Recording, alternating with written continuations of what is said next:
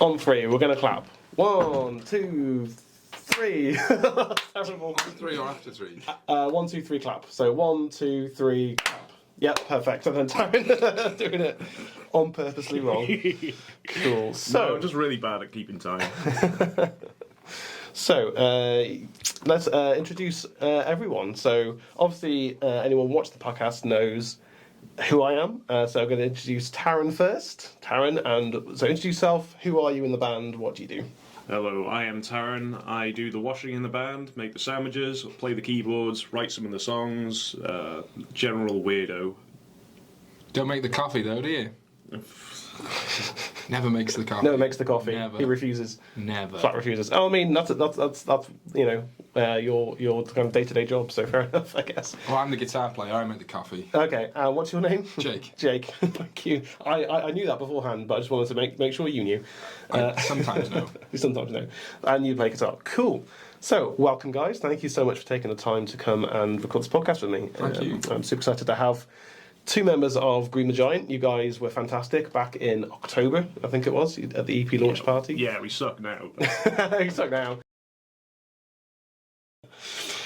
So, the first thing we'll get into, now that we've all introduced ourselves, is, so how did Groom The Giant get started? Like, what was the sort of origin of Groom The Giant? Just wanted to make heavy riffs, but with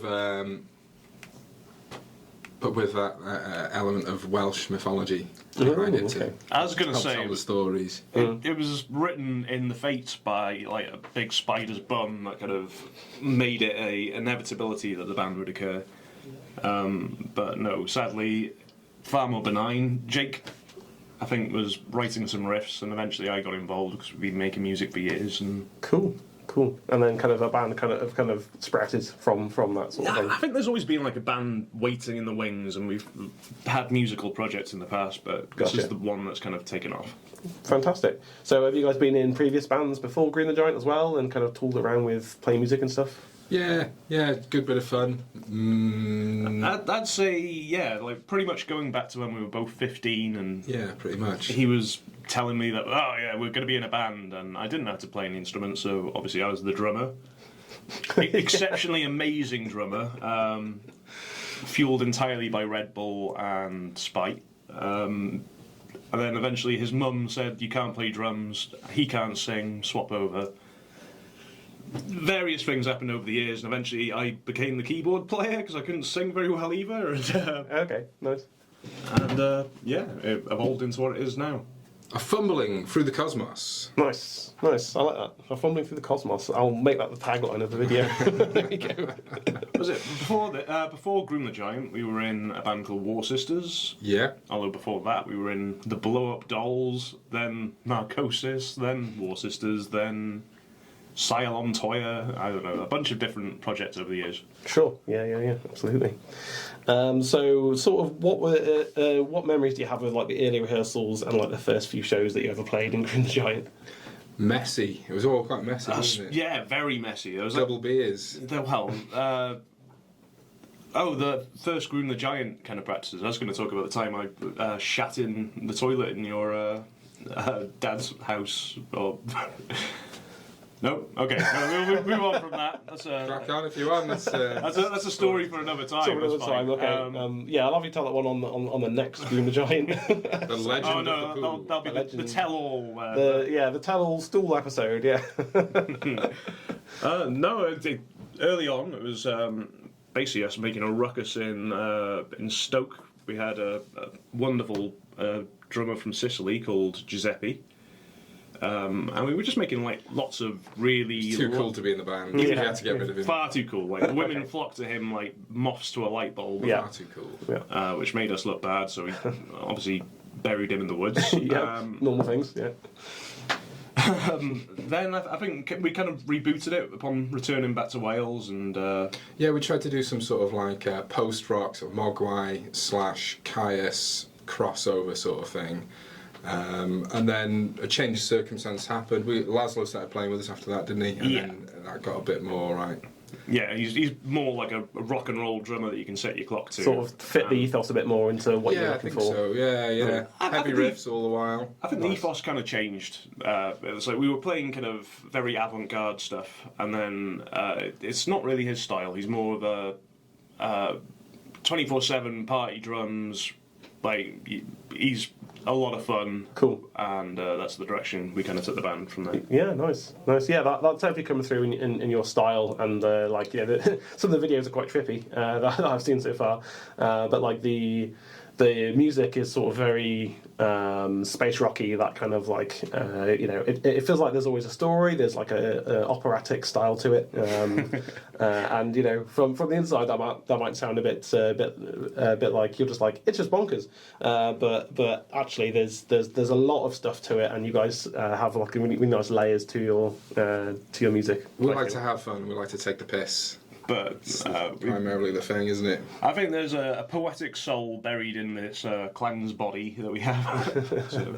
I like that. So when the band started feeling serious, so like you were saying, once you got the right drummer in and that sort of thing, is that when it started to form? And you start to feel like, okay, we can start doing some more shows. We can maybe do an album, and we can kind of go from there. We'd never take it seriously, I don't think. Okay. But we'll always, we just like making music. So it's just, nothing's going to stop us doing that short of Amazing. Armageddon. Yeah. But which maybe around the corner, right? But I think getting Morgan, who's our manager, really kind of stepped things up, where we couldn't organise a piss up in a brewery. yeah, fair comment. But as soon as he got involved and was able to crack the whip, he loves what we do, and like he's a really good energy for kind of directing kind of our chaos a bit. He just gets it done, doesn't he? So Nice. So is he's a useful influence as like a bit of a producer and a bit of a, like you said, like a band manager for you to. Sort I mean, of. it's kind of producing your live shows, kind of go in. This is a good direction for you guys to go in, and you can make music and you can enjoy it. He's kind of like a conductor off on the side. He's like, all right, boys, you're doing this, you're doing that, and like we just say how high when he says jump. Cool. Don't get him angry. That's the golden rule. So okay, so see him. don't go on the wrong side of him. Oh, Yeah. he's got a temper. Okay, okay, that's good to know. Like I don't know I've met him, but I'll keep that in mind. You'd know him from his knuckles. Okay. They're like, That's what they call him. That's what they did call him in prison, anyway. Okay, Yeah, sure. It's trains for fists, like gotcha. headache like a tree, So obviously you can kind of keep it to whatever stories you want to tell. But what were some early challenges, or some like there might be quite a few chaos stories. I imagine because I know Taran pretty well. Burying Giuseppe was definitely an ordeal. Yeah, I bet. Yeah, let's not go into that. No. So what were some early challenges that you guys faced once you kind of had your core of your band together? I suppose the first big battle was kind of deciding what direction we were going to take this, kind of how serious we were going to be, how how rock we were going to be, what we wanted to avoid. Like I think like some of the first songs we were writing had song titles like "Mausoleum of the Gods" and "Mountain of Dead Babies," which there was a bit of resistance to from the more salient members of the band, who kind of rallied against that and kind of tempered my worst impulses. It could be Baby Sweet Corn, though, couldn't they? It could be. Just saying, Mountain of Dead Baby Sweet Corn. It doesn't really roll off the tongue. Exactly, but that's why you call it Mountain of Dead Babies. But you're talking about sweet corn, the underlying Gotcha. theme is just corn-based foodstuffs. Gotcha. That's Okay. what the song's about. That's what the song's about. Yeah. Sure, but I think like Popcorn. that was an early challenge. It was kind of Yeah. like finding our voice, and I think that's just something that's like happened over time. Yeah, so kind of learning to focus in and how you bounce off each other and that sort of thing. Yeah, well, obviously we had like 2 new members of the band. We've been playing for years together, so there's kind of a We're great at arguing and Oh, all yeah, that sort of perfect. stuff, so. like an old married couple. But when Laszlo and Junior got involved, it was tough to kind of Integrate. yeah, at first, but I think obviously Just time, now innit? Everyone's just getting, it's like just drink some beers and get to know each other a little bit, but without talking. at first it's Holding an like instrument, isn't it? it's like wearing someone else's socks at first. It's like, but once you've worn them for like 2 weeks solid, then they become part of you. That's Yeah, the band. so sort of obviously it's been your guys' space to create music, and you've got these 2 new people coming in and adding their flair, their differences into what you do. It's not all bad by any No, means. absolutely. It's Quite enjoyable listening to how other people perceive an idea. Absolutely. It's good, isn't it? Yeah. As long as you all got on roughly the right page, it's all right after that. Yeah. So the next thing I was going to ask, and actually you already started to kind of talk about it, was how the sound and identity is developed. So obviously, like we've just been talking about, when you guys had the 2 members in, obviously that had an influence on the direction of the band. So how did you 2 find that then? You want to talk about the machine? Which one? The machine. There's a process we used to call back When we lock them away. No, not that machine.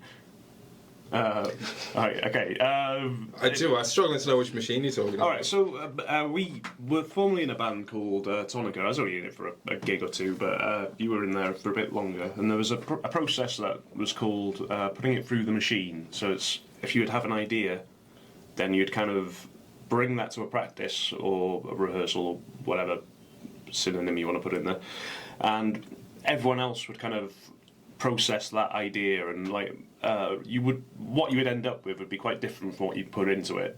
And I think that's carried over to Groom the Giant in a lot of ways. You see, I thought you were talking about locking the rhythm section in the hole, and that's not what. No, it was that's for the tell-all scandalous. Yeah, interview. that's the next one. Yeah. Okay, yeah. No worries. Sorry, jumping the gun there. Okay, so you've got a process where you kind of let it marinate with the other musicians, and you kind of for sure. It's like it's difficult and not super useful to be like, all right, this is an idea. I want you to play it exactly like I'm trying to say. Oh no, absolutely. Because then there's they take no ownership of that kind of section of the song, or everything feels a bit more kind of static. Whereas we have quite a jammy way of producing music, where the songs kind of they're imbued with that kind of figuring stuff out energy, which I think is quite important.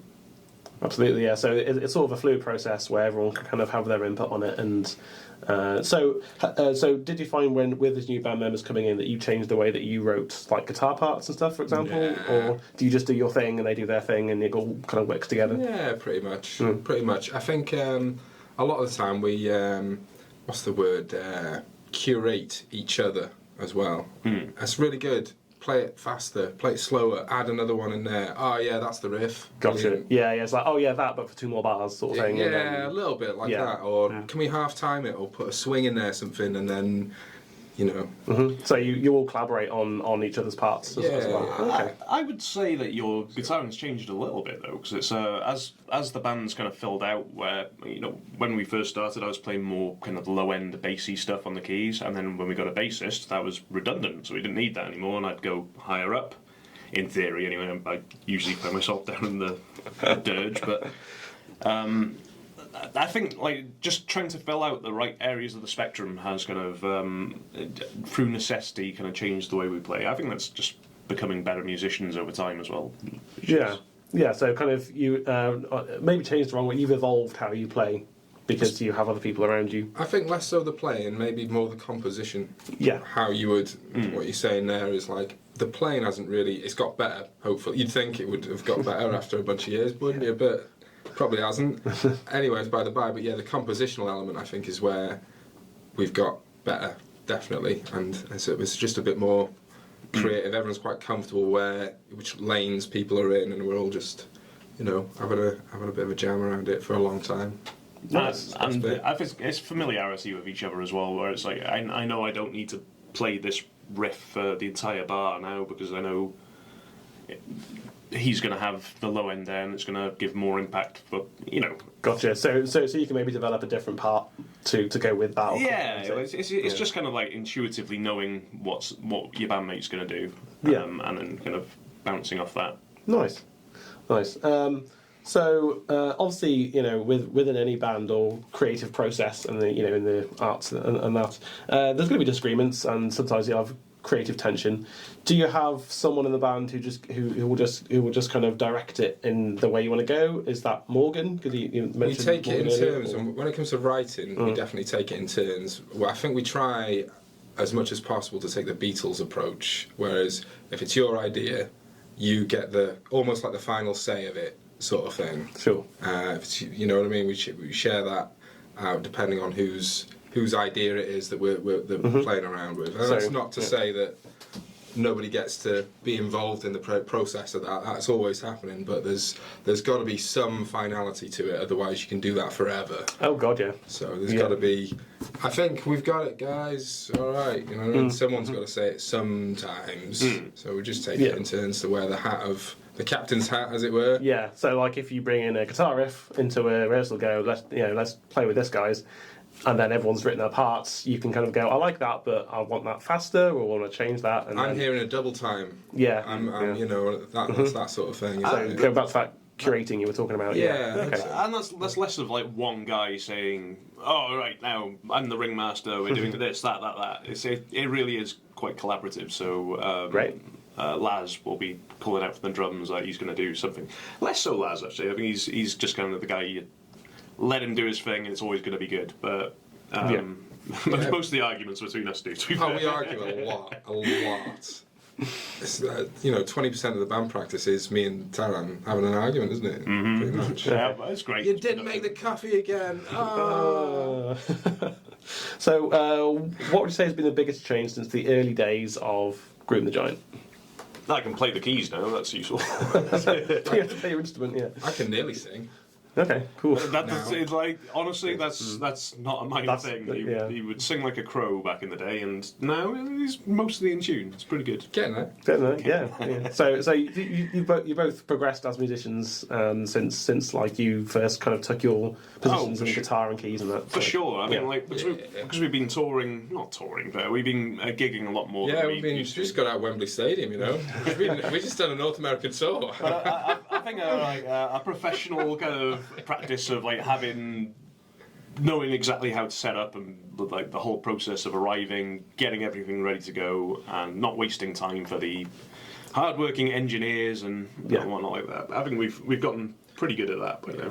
Bit more professional. Yeah, I mean, for time. for some bands, it can take a while to get used to that because it is a pretty box window that you've got to come in and do that, and for if you've not been through that process, then it can be difficult to get used to that and go, oh, we don't have 2 hours to set up, we've got 20 minutes, cool. Go. It's useful. I mean, Jake's a sound engineer. I've worked a bit at the tech side along with you. Yeah.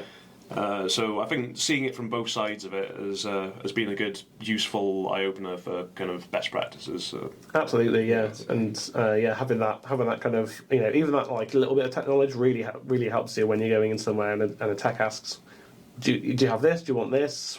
What are you coming with? And you can just tell them what they need rather than just spilling out some information they actually just don't need. Yeah, way back in the day, I mean the onset of existential panic that would kind of wash over me as soon as like a tech would be like, have you got your XLRs? How many DI points? And I'd be like, oh, what? What's going on? What are you actually talking about right now? Yeah, I have no idea what any of this stuff is. And it's super basic, but I've that idiot savant who's taught himself like most of the instrument stuff, so I don't know the proper names of what I do now, thankfully. But that's been probably the biggest change since being nice.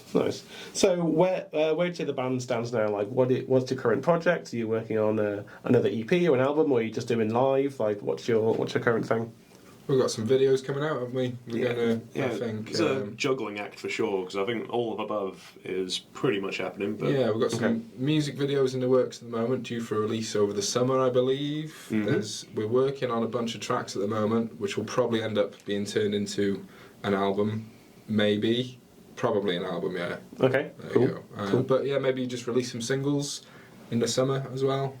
probably. Nice. I look forward to seeing it on YouTube and reacting to him. It'll be fun. Well, yeah, the new music video I'm working on at the moment, I think it's for Worms. It's hand-drawn for the most part. Green screen. I've learned how to do loads of video editing for it. Like if you've seen the Chungus video, it's elevating that in every way possible. Okay. So yeah, I've seen some of your hand-drawn stuff as well. It's a lot of hard work, that. it's purely done out of spite at this point. But Yeah. Just like, I started this, so I will finish it because, basically. Cool. So, sorry, just bear with me a second. rawr. So, what does the current era of the band feel like to you guys? Like, where do you feel like you are in your kind of Neolithic. arc? Neolithic. Nice. Neolithic. Nice. Straight to the point. Hard, stony, big rocks all around you. I like to imagine it more of like one of those mashups of like you've got cavemen, but there's still dinosaurs and shit around. It might not be a realistic time, but it's a time of myth and mirth. I like that. I like that. So, what would you say? So, for each of you, what's the biggest lesson you've learned so far from performing in Groom the Giant?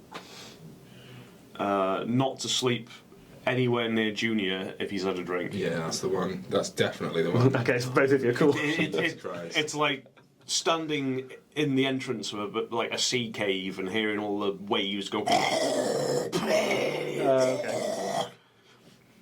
Words cannot describe. Cuddling you. Yeah.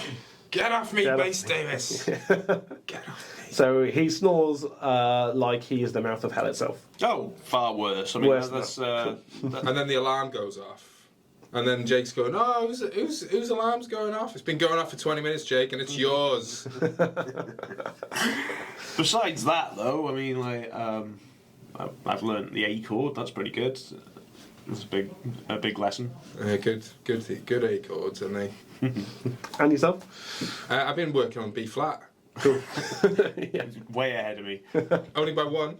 Only by one. Oh, by one and a half. One and a. One and a tenth. Oh yeah. Yeah. I thought it was right next to it, but It's not. It's like one half step up, isn't it? I need to go back to school and my music knowledge again. Aren't you a music teacher? Nope, No, I refuse this.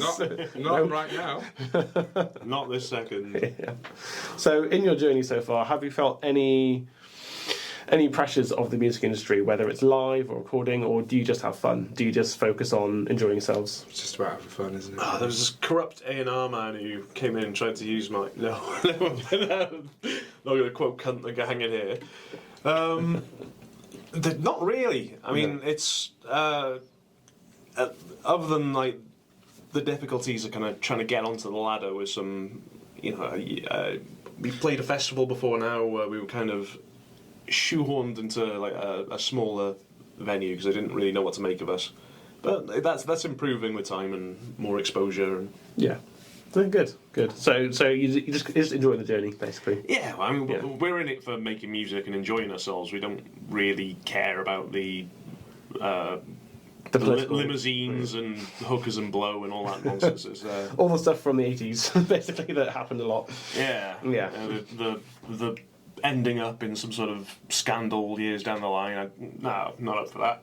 Nah. Just want to have fun with your mates and make some good music. We just want some riffs. Yeah, cool. Be silly. That's all we want. Nice, I like it.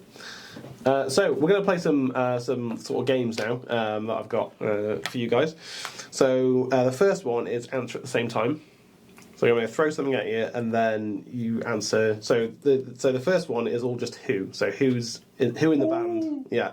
So who is the most stubborn? We've got two Jakes. Shall we make a distinction? So Yes. Yeah. So that we call the other Jake Junior. Junior. Yeah, go with Junior. That's All right, fine. cool. Yeah. So who is the most stubborn band Me. Tan. Easy. member? Easy. Do you want to explore that, or do you want to just move on? No. To Who is more likely to scrap a song at the last minute? Me. Jake, yeah. Yeah.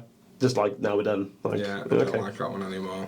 I mean, We've done it before, I as think. stubborn as I am, I think like you're more stubborn when it comes to songs. I don't like this song. We're not going to play this song. You're just like done with it. Nope. Yeah. This is. I'm removing this from my memory. Like. Yeah. Sometimes you have to make room for all the other songs that you can't remember. Yeah. And to be fair, if it's like Space Jesus, that can fuck right off. And all. Who is more dramatic in the studio? Junior. Junior. I'd say Junior. Junior's like a dramatic. I think he's he gets a bit dramatic, I think. Okay. I was gonna say Laz. To be fair, he's got a real flair for the drama. He's with all his facial makeup and big cape. Heraldry. Yeah. Audrey. Okay, nice. He does have his own standard bearer sometimes as well, doesn't he? Nice. Yeah. Puts in the effort. Yeah, like. puts in the effort. Okay. Who is most likely to send a text to the group at 3 a.m. with an idea? Me, probably. Junior. Actually, yeah. Yeah. I mean, I was just saying that because I burn the midnight oil, but Junior is out in the pubs at all hours, chatting to all sorts of weirdos who are like, "Oh, I've got a gig for you," or "I've got a great opportunity to sell your spleen," or something. It's always 3 in the morning, some incomprehensible gibberish as he's drunkenly typing something. And you just no idea what any of it meant. Who is the most organised? Morgan. Although he's not a member of the band really, but He is. Yeah. No, I get that. Like, it doesn't have to be a member of the band. The floating brain box above us. Okay, yeah. Who's the... yeah. This is an interesting one. Who would survive longest if the band split up? Post-Armageddon or just generally? Oh, just generally. No one would all fizzle away in a cloud of smoke. We've got a suicide pact anyway, so basically, if it happens, we're all just immediately bite down on the cyanide capsule. Okay. They all know too much, so mutually assured destruction. Okay, good to know. Okay, so this is a slightly different game. So, what's one creative strength that Taran brings to the band? Would you say? His creative strength. It's just weird, isn't he? It's just a bloody weirdo. And he just does such weird things that you think, that's crazy enough, it could actually work. And it does, so from what I've seen. Most of the time, it comes out good. I'm not the weird one. Like, the world is weird. I am completely on it. I'm the only normal one. And same question. I would say... What was the question again? One creative strength, or the most creative strength that Jake brings to the band. Riffs, isn't it? Yeah, it is. Got to be the riffs. Is like you put a guitar in his hand, and like he could be passed out, and he's still going to be going. So yeah, okay. Just chuck a guitar like you would put 50p in a jukebox. You know, it's Reasonable. What's one thing he does that drives you mad? It doesn't make the coffee. Cool. And Wounded. And same question. No, it makes the coffee. I'm double wounded because that's what I would have said. So not only is stealing my my psychic powers. Yes. devil. Always plays dead low, like he's playing the bass. Keyboard players, they just love it. Nah, he just loves being high. That's no problem. Out of the two of you, who is the hardest to convince when you're creating a new song? Jake. Oh, but we've got 50-50 on that one. Okay. So that's why you're always arguing. Yeah, okay. Well, yes, because I'm always right and he's always wrong, and therefore they disregard his... Do you want to reply? I've just done it. I'm not going to dignify it with a reply. Who overthinks songs more? Me. Yeah. Yeah. So do sometimes you have to be pulled back by someone else to say this? Yeah. So if I'm writing lyrics, for example, I'll want at least 4 internal rhymes, and I'll want multiple ways of reading them, and if I think of a riff, I'll think of various different harmony riffs which are too complicated for everyone else to integrate in a useful way. Yes, it's a constant carnival of nonsense going on in my head at all given times. So like, you're an ideas guy, aren't you? So it's just like creativity on creativity, and it's just Gotcha. constantly churning out the ideas. how about this? Shut up! No, we're working on something. We can think we finished a track recently. We thought we'd finished a track, and then oh wait a second, lads. I think we've got another section to add in the end here. Oh, the delay that could go on this bit as well. 1,000 didgeridoos. Yeah. So yeah, we just you need reining in the most probably. Yeah. Okay. Of all of us. And Which is a good thing, really. It's a compliment. You're too creative. Stop it. And who of the whole band is the biggest perfectionist? Me. Yeah. I would say so. Yeah. You wouldn't tell from how messy you're playing is, though. All the quality of your copies, either. He's really pulling on that chord. Really put my love and soul into those coffees. Yeah, definitely put something in them. Rohypnol. Yeah. Slow lads down. Amphetamines to speed you up. Amphetamine with a good time. Okay,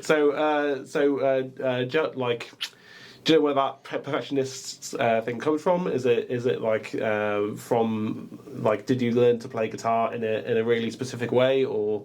I think a lot of it's probably from your mum, you know. Like, she's a awesome singer, a great musician in general, and I think that a lot of that's probably come down to influence the way you treat music. Probably. But it's like how I like to do things a lot. If I really am invested in something, and if you're taking such an amount of time to do something, do it properly. If you're,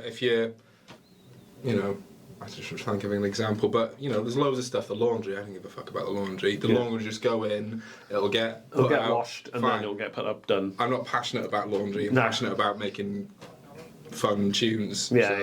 I'll make sure it sounds good at the end of that, if you know what I mean. Yeah. If it doesn't sound good, then we'll never play it again. Yeah. So, sort of on that, what's this? Don't know if you'll be able to answer this one. What's the song you wish you had written?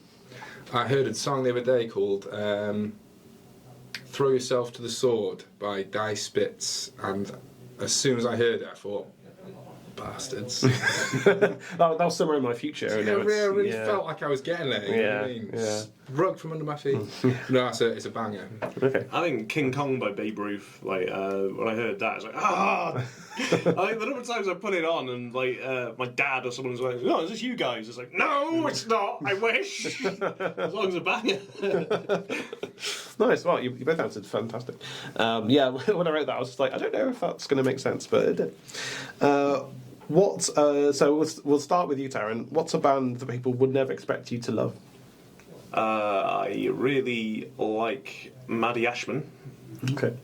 Like, just really cool, delicate, microtonal stuff. It's like just incredible musician, really good. Amazing.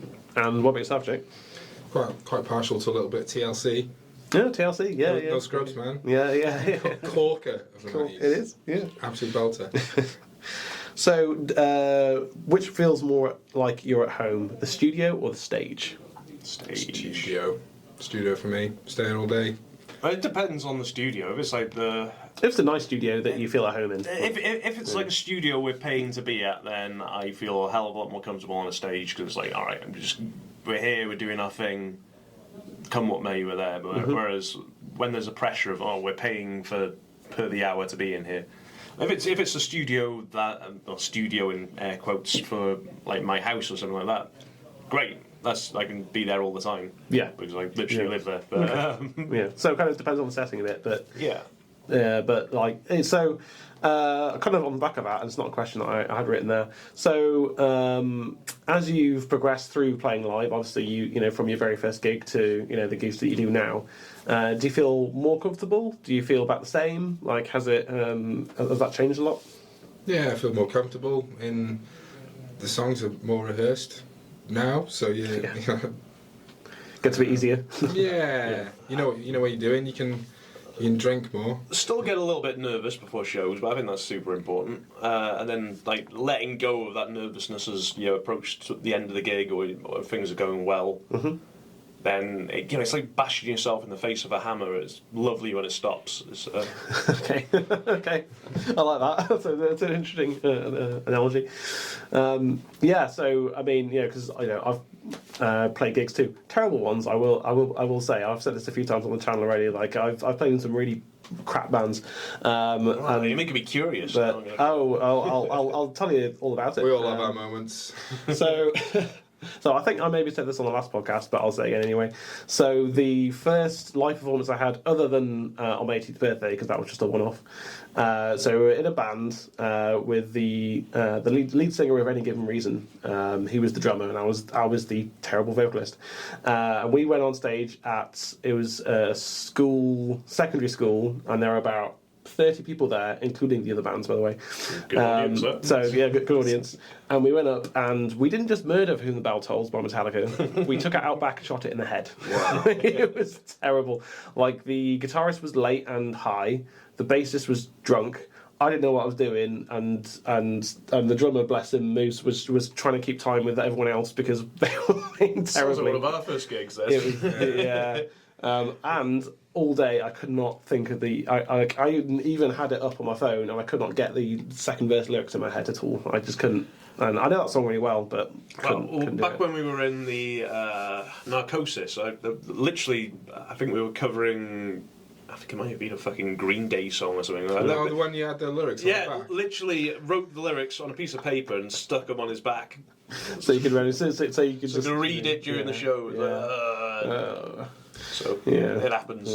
And I, being the terrible vocalist I was, had the temerity to ask for a circle pit in the middle of that carnage. Did you get one? No. Quite rightly, no. Just a circle, isn't it? Just a circle, yeah. And my sister, who was a very good vocalist in a pretty successful metal band at the time, was there and was just like, "You're not getting a bit." No. So, it was fun, and I got to tick off a lot of things of live performance and that. So that was fun. But yes, I'm glad I'm glad when it was over. And definitely walking off stage was like, "Phew, all right, I'm going to go drink a lot now." So, yeah. But part of the course. Yeah, that's it. I'll be honest, like many gigs, you're lucky to get an armpit, let alone a fucking circle. Yeah, exactly. So that but having that experience early is important, isn't it, for being able to perform live? You go, well, I can't get worse than that. So it's good for humility as well. It's like, oh god, yeah. If you go out there thinking you're bloody James Hetfield or something every time, every single one of these speakers is going to play my music all the time. No one plays at the same time as me. Because I'm James Hetfield. I'm James Hetfield. I sound just like this. Rah, rah. Yeah. What if he does sound just like that? You know, when you're eating breakfast. Well, James, what do you want for your breakfast? Give me fuel, give me fire, give me Can you imagine it?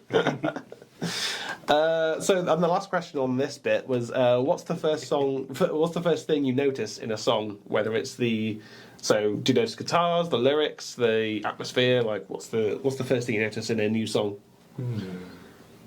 Vibe, I think.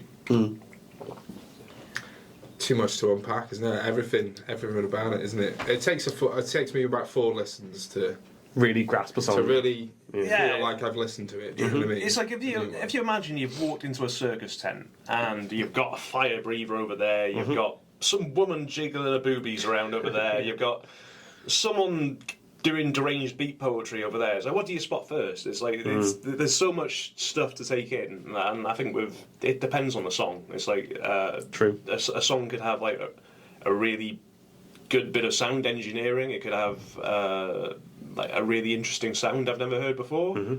It could literally just be a poignant lyric that immediately stands out. You know, it's so it kind of just depends, really. Okay, that's fair. The guitar. The guitar for you, yeah. Just like, is it being played well? Is it an interesting riff? Yeah, the riff, isn't it? What's it doing? Okay. Mainly the guitar, but then a bit of everything else after. Yeah. So, what's the biggest misconception about Groom the Giant? That we're good. That we're not wizards. They're not wizards. Yeah, We are wizards. always, people assume it's an act, but like we're going to Working. disappear right after this podcast. Gone. Well, you did appear at the front door. I didn't know you were there. So, there you go. Magic carpet. Yeah. What's something? So yeah, what's something about being in a band that people never see? No, I'm not going there. It's low hanging fruit. What is Hours of band practices and moving heavy equipment. That's what people don't see. Oh god, yeah! Like Lifting the stuff. loading, unloading, just moving stuff across the country to wherever you're playing. All of that bullshit. All the Driving, all of the all late the mad nights. rush to find your Logistics, cables yeah. at the beginning of the day. You was like, have you got all of this stuff? Have we got enough XLRs? What if something fails? Have you got the fail safes? All of that bollocks back end stuff. Yeah.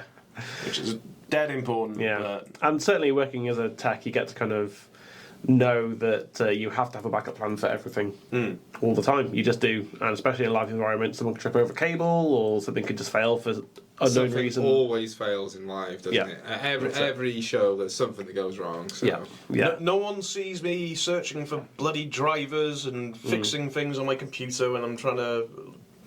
I just want to record a drum beat that is not like out of time with everything else, or I've got to update my Wasapi drivers and yeah. ASIO bollocks. Yeah. It's boring to even talk about this, but it takes the hours. hours upon hours of just figuring stuff out or looking up something. And Why are you putting wasabi on your synthesizers? well, is Wasapi? It's a yeah. Sounds like a sauce. I mean, that's why I play so saucily. Hey, Hey. I'm a sorcerer. very good. But yeah, it does. Yeah, and like especially with modern bands, you have to do it for yourselves because there really aren't other than the big record labels, there really aren't record labels around, and even getting onto a record label doesn't guarantee you anything.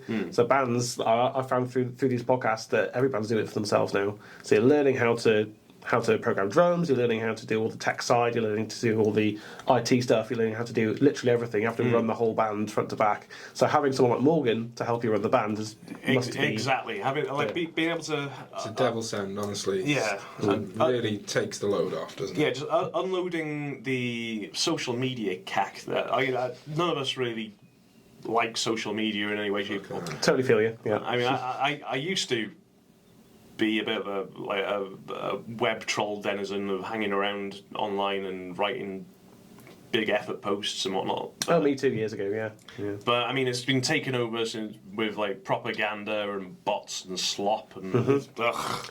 So none of us have time for that anymore. Thankfully, we've got Morgan to kind of. So you got Morgan to runs your social media, runs And Laz. and- More than Laz do the social media bits Okay. generally, I think. don't Yeah, I they? mean, Don't they? if they need like a poster or something like that, then I'll kind of like Taran do this or write some. Yeah. So you still get involved a bit, but they run like the day sort of, and so you can avoid the AI slop that's out there and all that stuff now. What's something about? Oh no. What part of the music still scares you a bit? If someone asks me to play like a G scale or something like that, like if it's another musician who's got like formal training or whatever, and they ask me to play something like a Propos of Nothing, then I'm like, oh shit. So I mean, like I've my entire like learning how to play has kind of been learning to play our stuff. It's teaching myself as I go along rather than kind of any kind of formal training. You've learned the skills that you needed to play in Groom the Giant. Yes, pretty much. Like I couldn't easily jump into another band, for example. But if someone's asking for, can you do something specific that's outside my skill range, then there's a bit of a panic that goes on there. Fair. Anything for you, Jake? Or What was the question again? what part of music still scares you a little? Oh, some of the riffs are terrifying, aren't they? They're terrifying. They scare you. You feel like you're all cozy in bed at night. You think you're like, I'm just about to drift, but no. The riff jumps up your mind, scratches around all in your brain and behind your eyes, And you've got to get it out. You've got to find a way. It's terrifying. Yeah. And then when they come into like the ether, it just hang on a minute. I've just got to go back to bed. It's too scary, that. But then the riff comes back at you. You put your head down on the pillow. You think you're getting to sleep. Yeah. All of a sudden, it's that riff climbing back into your head, Trying to get out. scratching away behind your eyes. Yeah. So what's the only thing to do there is to get up and record it. go downstairs. But then when you start playing it, it's terrifying, absolutely terrifying. So the only real remedy that you've got at that point is to get back into bed and try and sleep it off. But then, you know, you're going to have this hand. See, most people just go to therapy, I think, but clawing at your eyes. not us.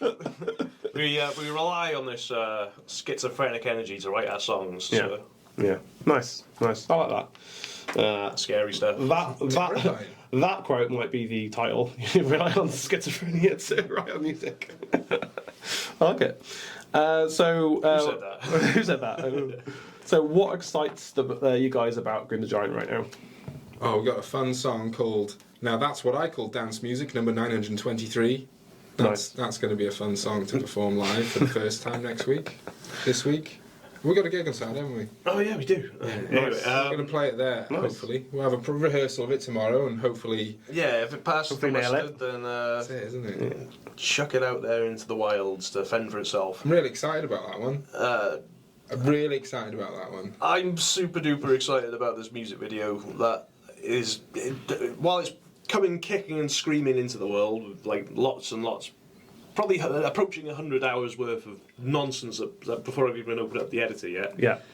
But once that's done, I mean, like as I put pieces together, it's just like the glee I get. Like, yeah, it works. That's great. Absolutely. And then several more hours of bollocks in between. But it's I didn't know you were into Glee. oh, yeah, huge fan. Teach his own, man. We're all made different, aren't we? Yeah. What do you think the future of Groom the Giant looks like for you guys? Is it just more of the same? You're gonna just have fun and go forwards, or do you have goals in mind? We'll have better costumes for sure. Better costumes, cool. Bigger riffs. Bigger riffs, I like that. Bigger riffs, like really epic riffs. Massiver. Yeah, massive. Huger. We'll have someone to drive us around in a van, and we will. Gargantuaner. You'll have a van to carry around all these Oh gargantuan yeah, riffs. yeah, sure. And £1 million, and a statue of myself made in gold. Amazing. So I'm going to put my phone away because that's all I had for that. But one thing I do want to go through is, so what is your, and there can be different stories or the same story, your favourite or craziest tour story so far?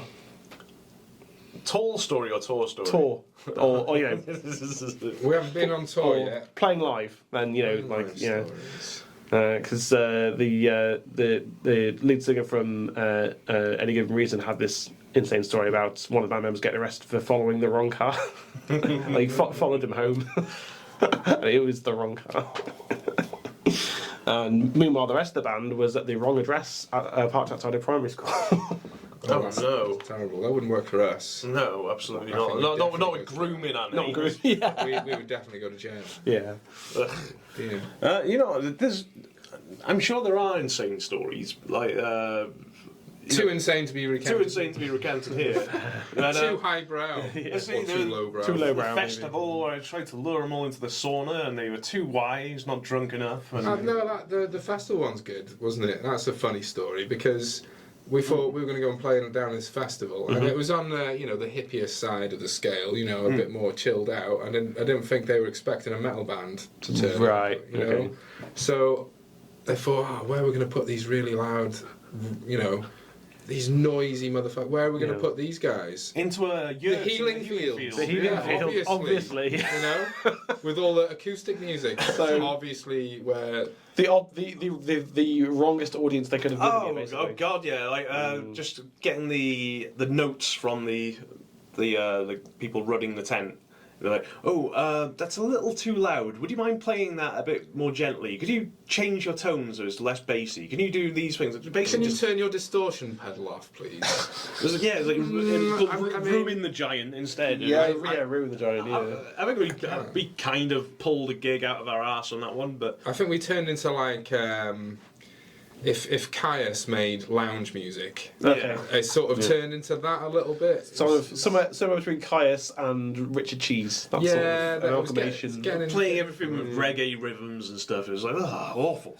So you played a not Groom the Giant set on that. Oh, no, I mean, they were Groom the Giant songs, but just horribly wrong. So. no distortion. Oh boy. The riffs were not soaring high above the eagles, flapping their wings. Like they should be. The whole time it feels like we're walking on eggshells as well. Because like, what are we going to get into trouble for now? Is this too heavy? Ooh. Okay. Yeah, That's an interesting one. That was an odd one, that. That was an odd one. Yeah, I remember seeing a story about a comedian, I think it was, who did a gig at a fish market. Nice. It's just like, telling comedy to people while they're sitting there eating crab, and he got heckled by these people. It's free comedy. What do you want? Blimey. Yeah. So weird gigs happen like that, definitely. Yeah, for sure. There was the another disastrous gig, as it were, when we played Fairy Fest. Oh, Fairy Fest. Yeah, I know all Fairy Fest.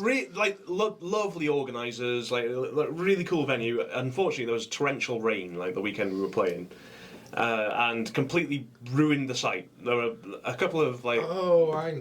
There were a handful of people who were kind of the diehards still standing around by the time we got to play our gig. Yeah.